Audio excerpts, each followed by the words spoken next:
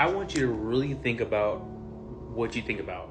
What are your standards of what you abide in? Like, for example, we were having a class right now with the pastor here at this church, and he was talking about the scarcity mindset and how this world continuously has you in fear, like there's not enough, you're gonna miss opportunities, and we work in a capacity of like always being in fear, honestly.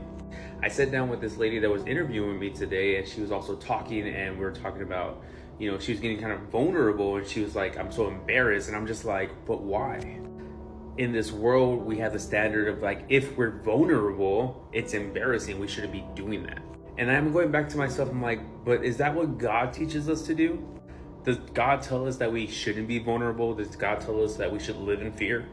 I feel like we lean more on what this world tells us what we should be instead of really thinking about it and listening to what God tells us to be. I told my wife this many times. I feel like the biggest problem we have in this world is an identity problem.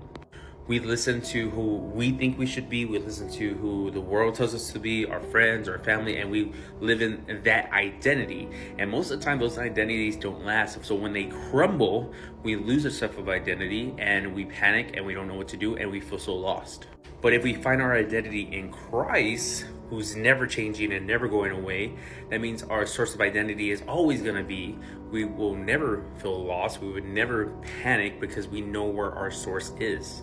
So my question is, who does God say you are? That's my challenge for you this week.